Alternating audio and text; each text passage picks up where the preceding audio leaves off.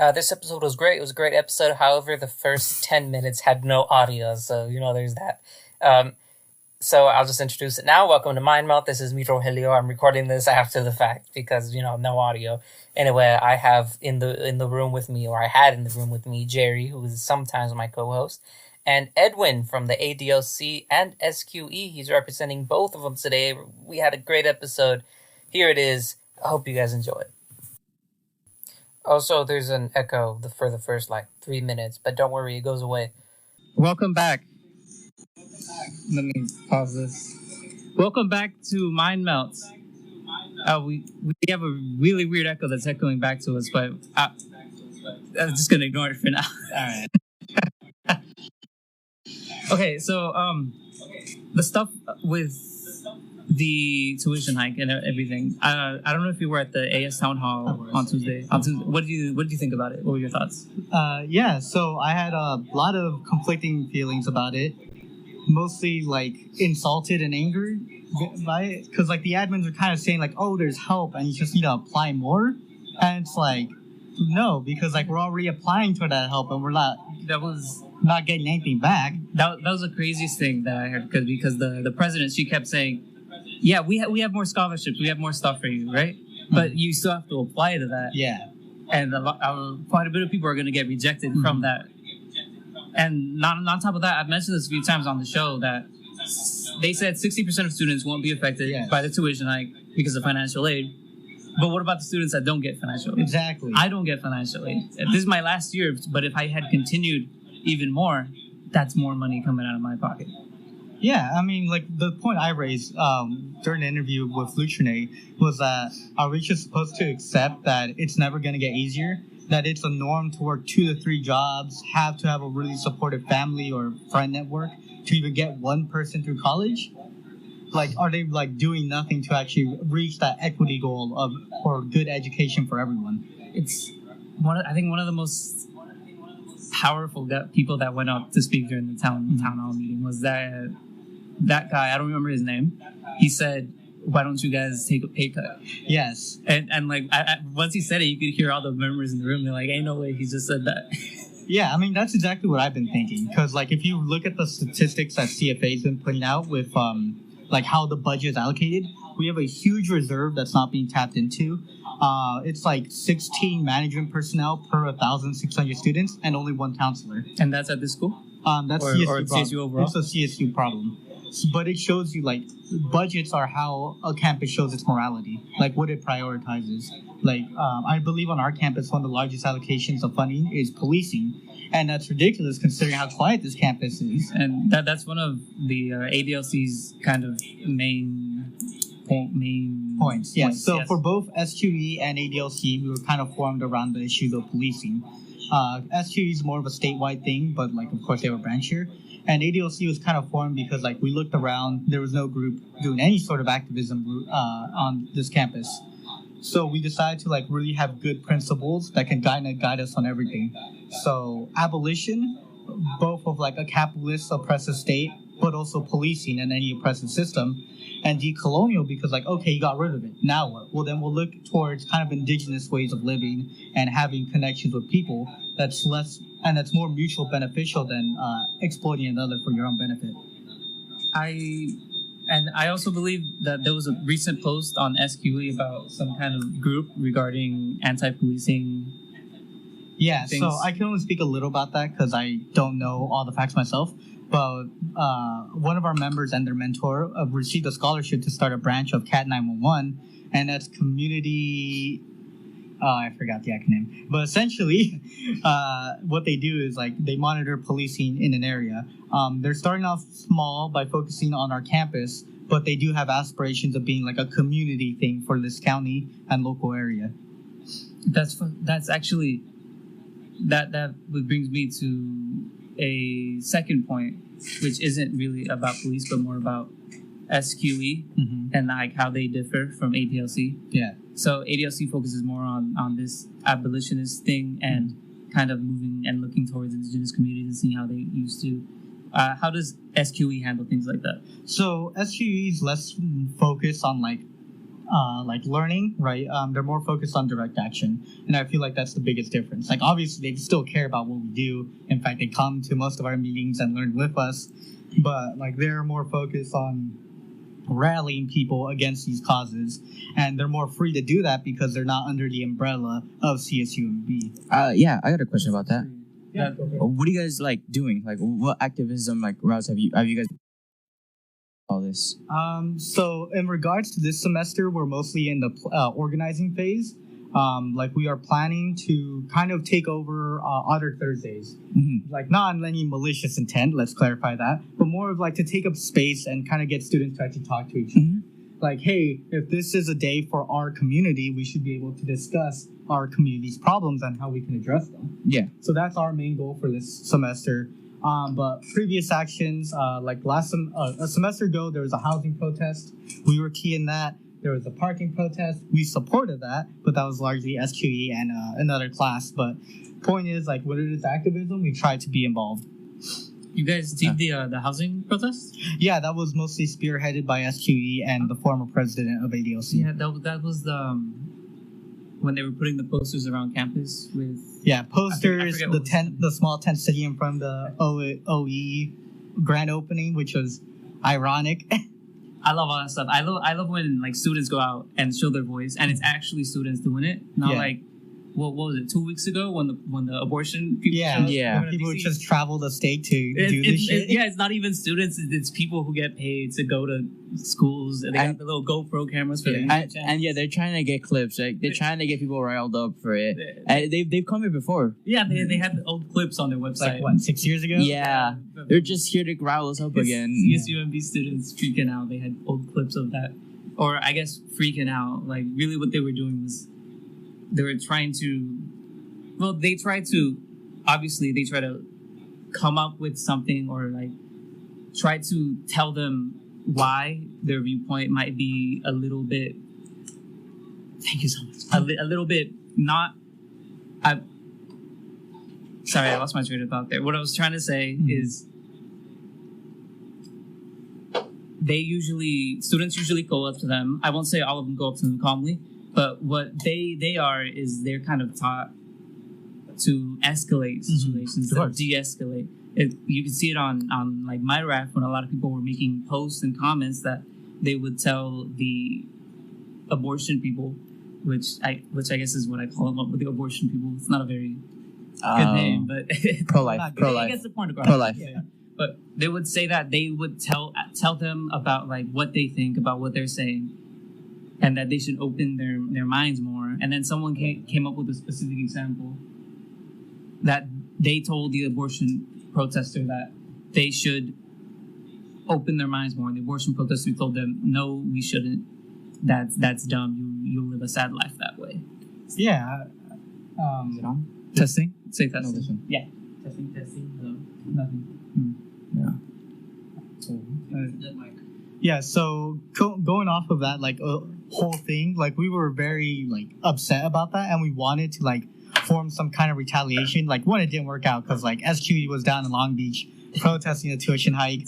I was in the middle of class, and also I think recovering from COVID, and like we stopped, we breathed a little because we're like we don't want to be reactionary, right? Because that's what they wanted. Yes, that's what I was trying to explain, but I kind of lost my train of thought. Testing. Yeah, good. All right, cool. Yeah, so we didn't want to seem reactionary. So, like, if you're wondering, like, oh, where were we during that? Well, half of us were out of town, and the rest of us kind of collectively agreed that it wouldn't be the best to just kind of escalate it, especially after we found out they would only be here for like 2 days. But we do want to highlight that this campus did absolutely nothing for like to protect students. I heard Campus PD was just standing there, kind of letting them do it. Oh, we're used to pigs not doing anything. But they're showing gore in front of the DC where people go to eat, and they did nothing. No, like even that aside, like what about trigger warnings or people who are like afraid of people yelling at them or literally anything like that? They can't eat because they're blocking one of the few places to eat on campus. And you could say they were 100% causing a disturbance. Like, it's not even that you could say that. It's exactly what was happening. There was people who would walk with you. Mm-hmm. If you wanted to walk through there, you don't want to be bothered. They had people some students were volunteering themselves to walk with you so you wouldn't be harassed by them. Yeah, I really love how the community was able to like form a rapid response and handled it really well. But it really shows the failures of the campus to not be able to even send out an email like, hey, there's some really aggressive people on campus, be careful. Like at least MCC did that. Had to find out through other students. Mm-hmm. The school said nothing. Yeah, most of the faculty only found out because students told them. So, like, there was just no communication. But apparently UPD knew. And I want to play 2 songs that exemplify what that situation makes me feel. These songs are both 30 seconds long. And I just want you guys to hear it. Camera's on.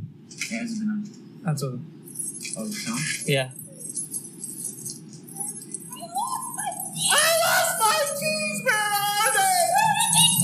Where are they? Where are they? I lost my keys! I lost my keys! I lost them! Where are they? Yeah, no, it's I can't go anywhere! Yay, yes, I found them! Yay, yes, I found them! Yay, yes, I found them! Yay, yes, I found them! Yay, yes, I found them! Yay, yes, I found them! Yay, yes, I found them! Yay, yes, I found them! Yay, yes, I found them! Yay, yes, I found them! Yay, yes, I found them! Yay, yes, I found them! Yay, yes, I found them! Yay, yes, I found them! Yay, yes, I found them! Yay, yes, I found them!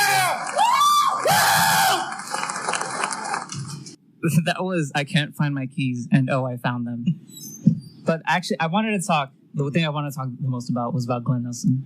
Yes. Okay. So Glenn Nelson, if you guys aren't familiar with that video that was leaked on Instagram showing comments about getting more housing in like the most Scooby-Doo villain type way of scaring veterans out of their houses, nullifying the contract, then fixing the houses so they can charge market rate for those student housing. Market rate, like we can barely afford the food on campus. Like we can't afford market rate housing. That's absolutely ridiculous. Not to mention that they killed a housing project the second they all got here, or when the administration changed. I actually know quite a bit about that.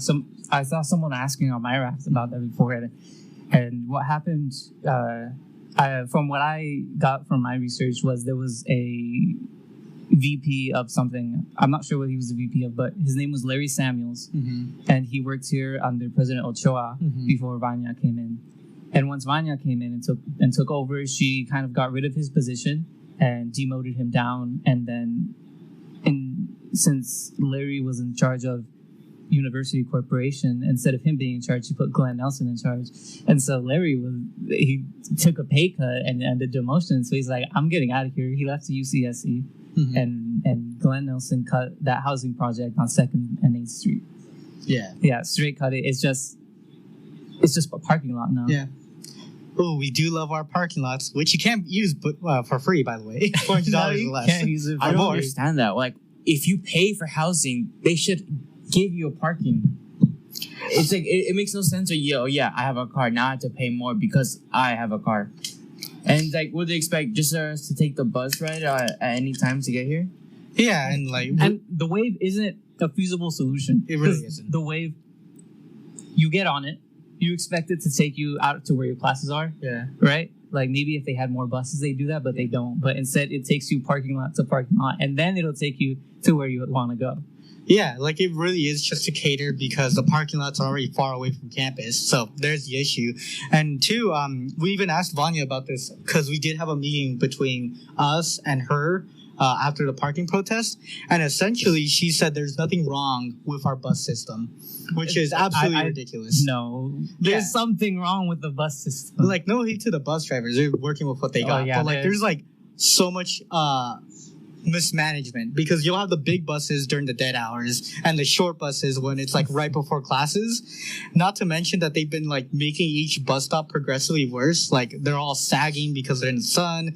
The ones that had like roofs and stuff are gone. Like the one in the library, it's just a bench now. So when it starts raining and getting more windy, it's gonna fucking suck to take the bus. No, it already sucks, and it's gonna suck even more. And back onto the Monterey Bay confessed, their whole post really blew up. I believe it was on the Monterey Herald or a similar publication. And Vanya had like a statement that she put out where she said it was he meant something else. He didn't mean what he said. He meant something else that now I'm saying he meant. Yeah, so let's say it's just an out-taste joke. Okay, let's analyze what's behind a joke. Oh, it's still evicting veterans and then charging students market rate. There's nothing funny about that. Amidst a tuition hike, amidst a time where 1 in 10 CSU students is homeless, when professors aren't paid enough, but somehow admins get a 30% pay increase. So, like, yeah, there's a money problem, there's a housing problem, but, like, what is the real issue at the center of it all? And he also played it, he tried to make it seem like he was going to play it off as a joke, but at the end he says, that's 140 units, where that's 140 units that could be making money for them, but they aren't. And there's that kind of greed and just landlord-isms kind of make this place just not as enjoyable to be in. Absolutely. They're taking the few communities that are around CSUMB and putting them against each other. What's left of the military community and what's the existing student population, they basically want to force us so we pick it's either our housing or their housing rather than just building more housing.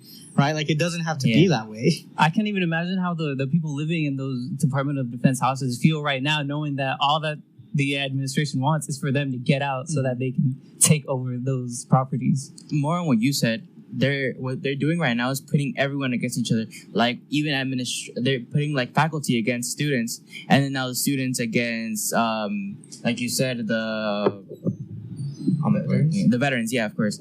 And like, why can't they just build more housing? Like you said, at the bottom line, they're showing us the true colors of what they really want is money. Absolutely. Because they even have that their savings, right? Like $7 billion, right? It was about $8 billion that the CSU system has in savings that they refused to touch. Why did they refuse to touch it when we need it right now? Yeah, so I can really speak about that since I went to the CFA town hall, which was later that week, which was professors kind of talking about the potential strike, what they're bargaining for, stuff like that. And like the information I learned there was like really mind-blowing. Like, for one, the reserves, but also like historically they like never like to use them. In fact, during the pandemic, where a lot of faculty were furloughed, it increased because they just fired those professors and added that funding into the rest. They just fired the professors. Yeah. Jesus Christ. And now we're seeing that, like, I was recently made aware of this Sunday, VPA got merged into the other humanities departments, and that's fucked up because that's cutting their professors' hours, their classes and resources, because now they're part of one bigger department. And, like, I only know about those because people are starting to tell me that, but, like, that's kind of one thing I came here to tell people. It's like, if you know an issue on campus, we really have to talk about it. Because I also didn't know about the refill soda thing. Yeah, that's fun. I've named that Refill Gate. That's my name for it. Makes sense. But like, if we don't talk about these issues, then like, oh, it's just a fee increase. Oh, it's just environmentalism. Oh, it's just to get more student housing. But no, the bottom line is they're doing all of this to squeeze as much funding as they can out of us students. And I've mentioned this a few times on the show, but are you aware of how much the CSU chancellor makes? I saw the number, but I forgot it. The previous one made, I want to say, about 620 million. I mean, million, right? 1,000. Sorry. But the new one is taking almost $250,000 pay raise and is going to make almost close to $1 million. Yeah, absolutely insane. Not to mention their housing is usually free and given by the campus. And student employees still out here making 15. Yeah. Priority parking. They get their own reserved parking. Why don't teachers get that? Why don't professors get that? Faculty. My one of my professors had a bike to campus because they didn't want to pay for parking. Yeah, like half of my professors bike or like basically are here all day because they cannot find parking. And like when that doesn't happen, especially when it's like raining, they're always late to class. Oh my God. Parking. I had a night class in December and it was pouring rain in the darkness. And my professor, her name Karen Wisdom, great professor by the way, I still had a bike home. That's rough, man. It was. I was just thinking in my head, like, damn, is she gonna be all right? It's just horrible out there. She doesn't even have an umbrella. Yeah. Speaking of the rain, it was also Glenn Nelson that sent out like 5 emails that it was actually safe to come on campus. When, That was him. Yes, I remember that. Yeah, so it got to a point where there was like only one street open towards campus. Yeah, we were basically an island. Yeah, we were basically an island. But no, we were totally safe to come to campus. I just remember that week being miserable. I think I got sick from just being wet all the time. And like my classes were half empty. Most of my friends were like, oh, I'm just like watching the water like slowly creep into my house because they live in Salinas. And it's like just totally tone deaf to say that, oh, we're totally safe to resume classes while half of the state is like flooding. I want to give props to the professors that canceled class those days. That said, you can stay home or we can have class on Zoom. Yeah, they actually got pressured not to do that. They were pressured not to do no Zoom way. classes. No way. I don't believe it. How can you... what's wrong with going on Zoom? It's like an emergency. We were in the pandemic. The amount of traffic that I experienced during that rain. So I have I'm assuming this has to do with like putting butts in seats to make money. But like fundamentally, like this campus has been pushing away from Zoom. That's why none of the computers have it downloaded despite us using it for 2 years. Yeah, if you go to class and try to open up Zoom, you have to re-download it every time you sign in. It's very annoying. Oh my god! So that's why I just thought it was for that one class that I was in. I was like, why do I have to download Zoom? This is one of their computers. No, that's just a problem that they never addressed it. Another thing is like when the campus was opening up after COVID, campus gave them a hard deal of like, oh, will you do hybrid or in-person classes? You have like less than 2 weeks to decide. And this was right after the pandemic. They only gave professors 2 weeks. So obviously it's much easier to like adapt in person, but it totally fucked over anyone who's like immunocompromised or with all these issues. And it also like fucks over a large population of students. Yeah. One of my professors was immunocompromised. They wore a mask. They stood as far away from us as they could. And I'm just like wondering, like, why didn't you just have this class be online? Yeah, it's because like if they don't do it, they're gonna lose pay or something. Like one of my professors was recovering from cancer at the time, and he still had to show up. That's insane. Yeah, that's actually crazy. Yeah, so like there's all these instances that we don't know about because we don't talk to each other, which is a problem. But also like it shows you like this campus is willing to treat us just as numbers to ensure that the green line of this campus keeps going up. And they keep bragging about like, oh, CSUMB placed number 200 on this top college lists every time. Like, yeah, my brother in Christ, I did not pick this class because it's in the top 500. I picked it because it was affordable at the time. And oh my God, at the AS town hall meeting, there was someone that brought up CSU Northridge. The tuition for them is exactly the same as the tuition here at CSUMB. But CSUMB has about 8,000 students, and CSU Northridge has over 40,000. Yeah, absolutely. And they have the same amount of tuition. Yeah, it's like, why are we paying almost the same, if not more, for parking than some urban community colleges and urban colleges? Like, we're paying around the same for parking as someone in SJSU. Like, that makes sense why they have to pay for parking. They're in the middle of fucking city. Where's our excuse? We have empty lots. For right next to the forest. Yeah, it's absolutely ridiculous. And they expect us just to accept that, no questions asked. Yeah, no houses nearby that aren't owned by like any corporation that isn't the CSU, so there's no street parking either. Mm-hmm. You can't just park and not worry about that. It's just the parking is crazy, and it's been crazy. And even before in the past, like maybe you're going to class, you find a parking spot in lot 71 over here by the OSU.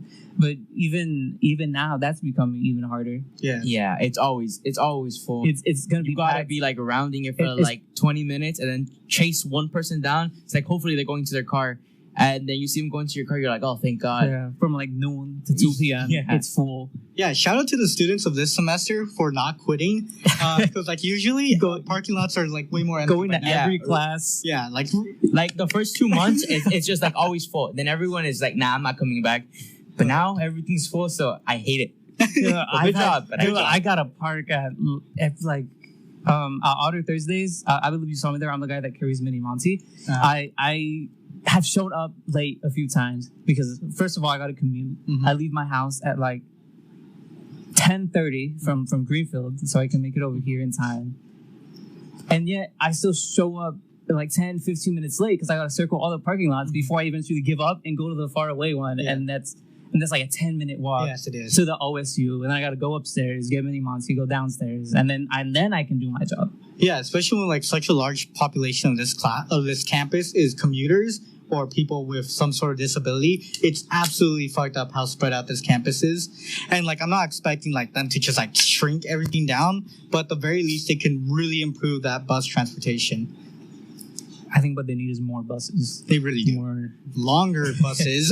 I always make the joke suggestion. What if they just add a bunch of little trains that take you from parking I lot to absolutely parking love that idea. and then you can create more jobs. You can hire a student to be the little conductor. Yeah. He blows the whistle. Love it. Anyway, before I move on to our next topic, I want to play this next song. This is Dreamscape Delivery.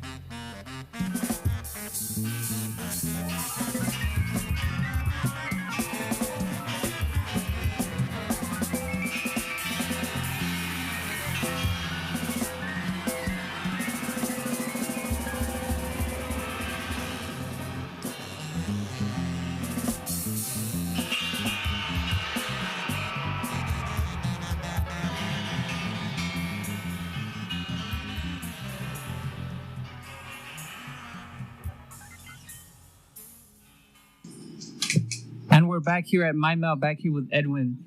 And Edwin, I wanted to ask you, the SQE page has been making a few very vague statements on their story. Are you willing to say anything about that? About what specifically? They've been... I can't remember the exact thing. I don't know if the story's still up. Hold on, let me check. They've been hinting at something? They've been hinting at something. No, it's not up anymore. They've been hinting at some kind of gathering, maybe like a protest of some sort. I don't know. So I think what you're talking about is the thing that they just posted right now, which was updated. So it's not so much secret, just like we accidentally published it with incorrect info. Essentially, what we're telling people is like, hey, we're gonna like start prepping for like that Otter Thursday thing. And what we're doing is meeting in Coast 105 from 5 to 7 p.m. And we're going to be making art and just kind of talking about it. And basically making sure that the people who are going to be there are like ready for it. So are you able to share any details about like what's going to happen? So for like the Otter Thursdays, like I said, it's just taking up space, getting that conversation going, and hopefully kind of building momentum to something like more grand. But of that, we really depends on like how much like people really engage with us and are willing to like make an uproar. Okay, and right now before we came back, you mentioned something about one of the people at the AS Town Hall meeting, one of the speakers. Yeah, I mean, there's not so much more, just like my tidbits of it, because like Vanya seemed very upset after the town hall. Yeah. Was not too fond of my questions about admin pay, and then that one very cool dude telling them to take a pay cut. Just wanted to take a pay cut. Dude, so cool. Didn't even know who Vanya was. I wish I was that. But he didn't know who Vanya was? No, like his first question is like, oh, I don't really know who you are, but like I want to like, it's like I'm just here. I'm just here to talk shit, and like I respect that fully. But yeah, in terms of admins, financial aid is definitely always just working with what they got. No hate towards them. I mean, I wish it was less bureaucratic, but that's really not on them. In terms of other admins, like there's Glenn Nelson, who's like avoids public speaking for very obvious reasons. You saw him at Auto Thursday? Yeah. What was he doing there? He was just standing around, kind of smirking. Like everyone with his hat. Everyone's mad at him, and then he just shows up. Like either he's like so confident that nothing will happen, so he's just walking around campus, or no one has told him. And I definitely want to assume it's the first one. I feel like we have to force him to say something controversial to get him out. I think I don't even think we need to force him. I think we can just talk to him and he'll say it himself. Probably. Just let him keep talking. Yeah. Talk himself into a hole he can't get out of. I think he is too confident that nothing will happen. The hat shows that confidence that he has. Yeah, and that's why I kind of want to like tell people like, hey, like one of the biggest weaknesses of this campus is that we're like really fragmented. The majors don't really talk to each other. We don't really have like a third place to talk to, except like the OSU. That place is like really warm, and there's like only one Starbucks and really meh food. Yeah. So like you're not gonna really find people there.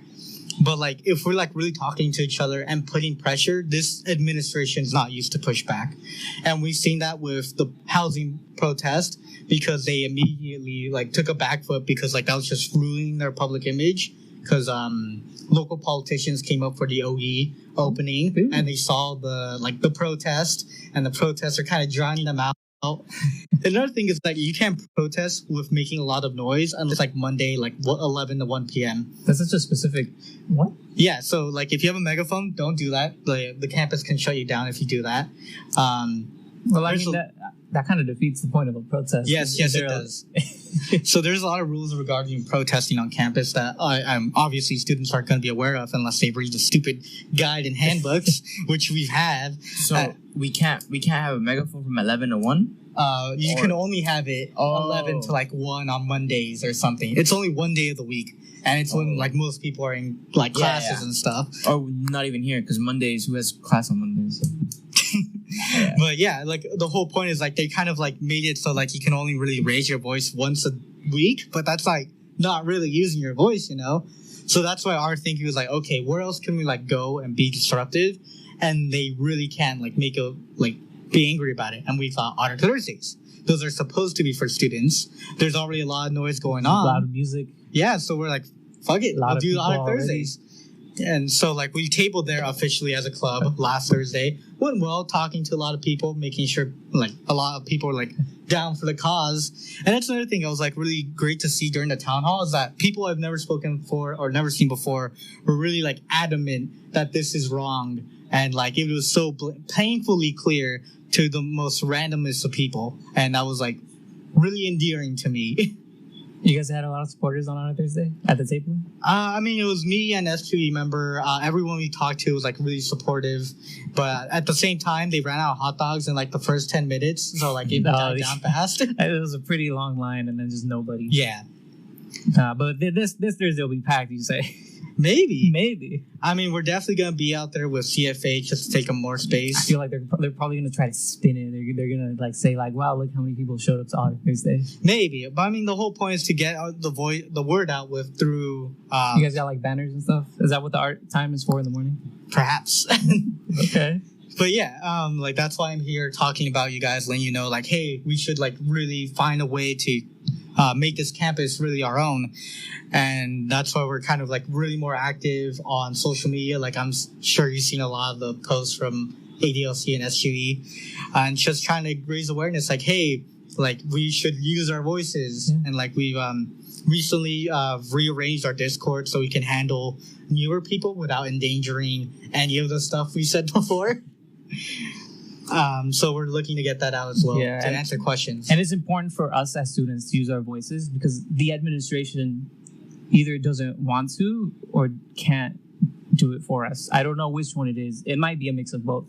I definitely will say it's a mix of both because like some like people don't like obviously like choosing admin is one thing, but being an admin at CSUMB, you're either here just because you want an easy job with a lot of money or because you care about this area. You care about the agriculture industry and like the children it brings us. Look at El Centro recently had their grand opening. That was students that did that. That wasn't the school itself that did that. Yeah, and I definitely know some of the faculty behind it. And there's some of the better people I know on campus, but also kind of shows you like, hey, this campus is like really lacking a voice because it took us that long to get like Hispanic representation. Yes. And during HSI week I went to, there was a doctor that was born and raised here in the Salinas Valley who came to speak on like his experiences and what happened and what he went through here. And he said he's not letting CSUMB off the hook for not opening a center for Latin students here on their own and instead leaving it to the students to do it because most of, if not all, I'm not sure, CSUs have a center for those Hispanic students, but CSUMB didn't, and it was the students that had to do it. No, yeah, definitely. Almost everything good on this campus has been because students raising up for Otter Media, right, obviously any of the great work we do at ADLC and SQE, but El Centro, and I definitely, what was I thinking of? Slipping my mind. But the point is, like, we only get concessions when we demand more. We only get more when we demand more of this campus. And they're still like super stingy with money. Absolutely. Giving student-run organizations money. Oh yeah, so like we have the club funding for ADLC. We don't use it because we do not want to do that paperwork. We do this because like we're activists and like we love our community, but we're not doing it because it's a job. We don't need an unpaid job. So like that's there. We don't use it though. There's and like people that actually do run these student, they usually get paid $15.50. Yeah, that's crazy. That's just what is. I think that is minimum wage. Actually, yeah, it's minimum wage. It kind of shows that if we wanted to pay you guys less, we would pay just that bare minimum. Oh yeah, like you're working for higher education. That's cool. Minimum wage. Don't care that you have a degree. It's so. They don't remember what it was like to be a college student. They really don't. Like they think it's still the same when it was like them. When it was like 1980 and 5 cents a burger. College was $2. Yeah, so like they want us to believe that there's a huge deficit and that's why we need to cut costs. Okay, let's totally ignore the history of the CSUs of being free institutions until Reagan. Like that's until people of color started to get into colleges. So let's ignore that. Okay, there's a deficit. Why are students the first to pay? why did Vanya recommend cutting maintenance and groundskeeping when that keeps like the whole stock photo image of campus? I'll argue that those people, maintenance, landscaping, custodians, they do more work than the administration does on a daily basis. Absolutely. I always see them working, like cutting grass. You see them like taped out, like, oh, they're fixing stuff. Like, it's late at night, they're cleaning all the classrooms now that all the students are gone. Yeah. They're just doing so much work. The business building bathrooms, one of the most disgusting places. They go and they clean that, and I thank them for that, because that's gotta be hell. Yeah, and absolutely, and that's the first thing they want to cut, not admin pay. Like, are you serious?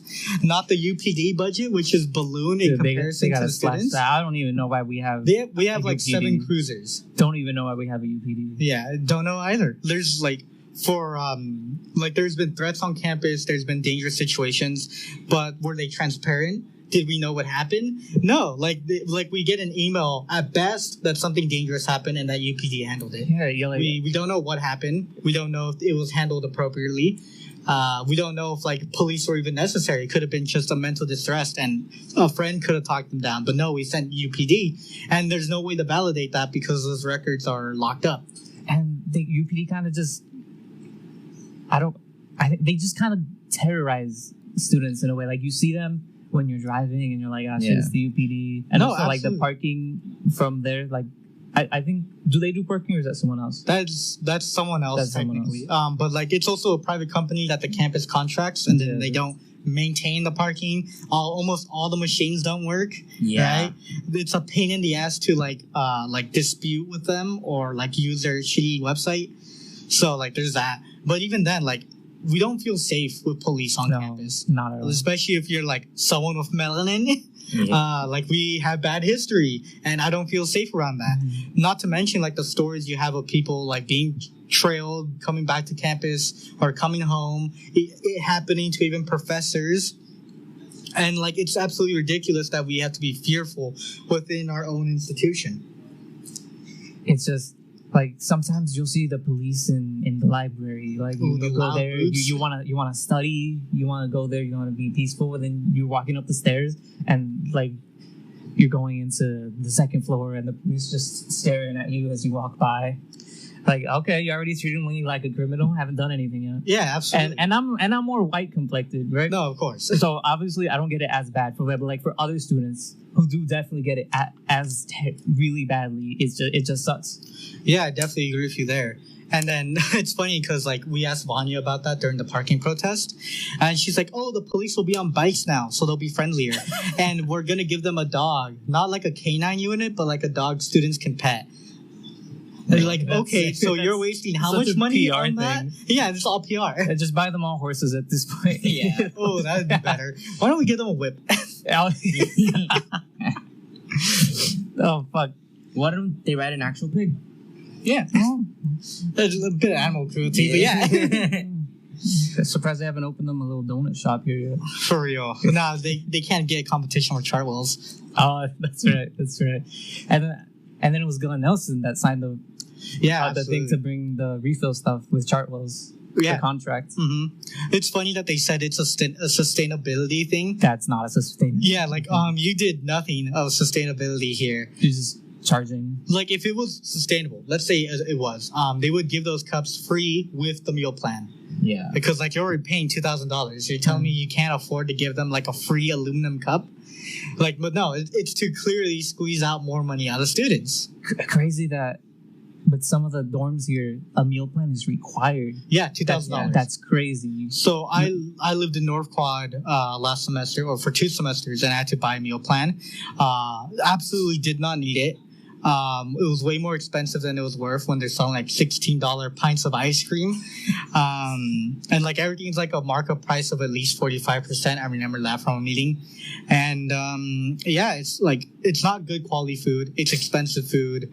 And it really locks you to this campus. That's probably why they do it, honestly. Mm-hmm. Like, if you're going to buy food, buy it from here. Yeah. That's what they want. It's exactly what it is. And like the worst part about it is like, I had financial aid, but because I had to buy a $2,000 meal plan, I would get none of that back.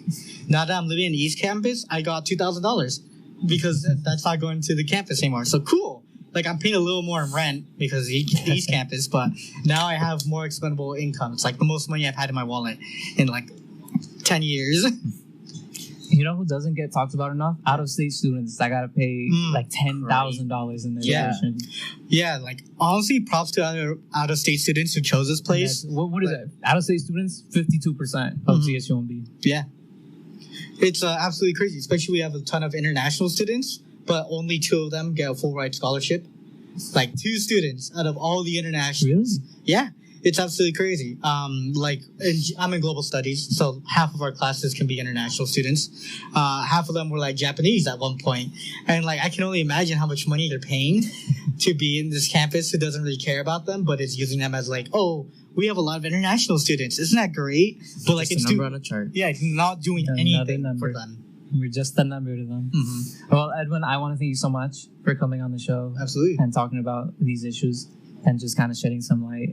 If people are wondering how they can get involved, do you have any advice for them? Yeah, so for my raft, there's the ADLC group, which you can join. We're opening our Discord to the public very soon to ask general questions and kind of getting more involved. Besides that, you can follow us on Instagram, the ADLC Instagram or the SQE one. Or you can just like talk to me. I'm usually wearing this very bright red hat around Complimented campus. you on the hat on Thursday. I really like it. It's the greatest find I had at a flea market. But like, if you see anyone like wearing the SQE shirt or like union merch, talk to us. Or more recently, CFA is handing the buttons of like Otter ready to strike. Like I have one on my backpack somewhere over there. But like, if you see those buttons, ask us those questions. Like we probably know a bit more and can enlighten you on it. Yeah. Well, thank you so much, man. This was great. I feel like we had a pretty good conversation. I want to thank you for coming on here. No problem, man. Thank you so much. This was Rogelio and my guest host, sometimes Jerry. Hello. And Edwin. Thank you guys for watching Mind Melt. I'm going to leave you guys off with this last song. It Gets Funkier 4 by Wolfpick and Louis Cole.